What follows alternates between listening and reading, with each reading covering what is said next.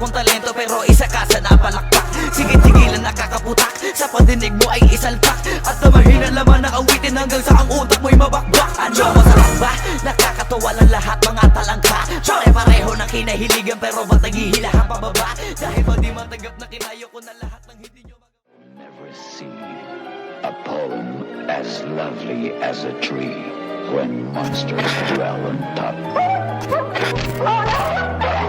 They kill dogs.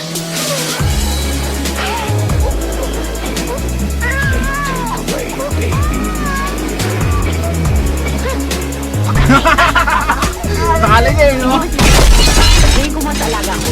Dito mangyari. Sige, pumasok ka sa loob ng aking utak po. Sige, bilisan mo pa hanggang sa mataba. Kasi ang kupad-kupad mo takbo para di ka maabuta. Kinikilabuta, kinatatakuta. Makapag nahuli ka pati kang bata ka na para panakunan sa sinapapunan. Isa, dalawa, tatlo. Kilala bilang mga siraulo. Halata ang inakala na iba na di makapangyarihan ng mga ginayuma. Waksa ka mga taluka na mga masa. Sana alam mga talaka, wala alam. Madala-tala, tataka, magkataka ng pababa na hanggang sa hanggang na nawala ang gat. Puro mga ingiterong nabagot. Oo, mga feelingerong nayamot. Paano nyo ko hihilahin sa balong malalim? Hindi nyo nga ako maabot. Ratatatara. O di ba nakakatakot? Pagkat di nyo matatakasan ang boses na kabataan kapag sure hit ang mga pasabog. Sino ba yan? Sino ba yan? At sino ba yan? Na naman ang buong sambayan na kahit kang makabago, makatao at makatarungan. Ito na si Abrad ang panalan. Di makatangkara pero nakaya na umakit sa pedestal at gumawa na himala. Pinatama ka tamatinig, nakakaiba talaga mag-isip sa sibilet. Ang dami pero mga tumitingala.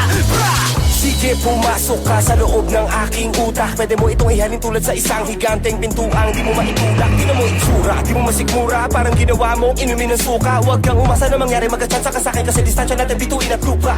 Libu-libu sinagupa, binaong parang basura. Pinipicturan ko muna bago inibig sa lupa. Primitibo lirisip mo, pipiliti ko, pihiti ko, tingin mo, kiliti mo. Imposible ko makuha, Pilipinusin ng literaturang hinaluan ng mga bara na parang hiruglipi ko masulat. Mga titik na inipon at sinukat ay nagiging ibu-ibo pag hindi ko naisuka.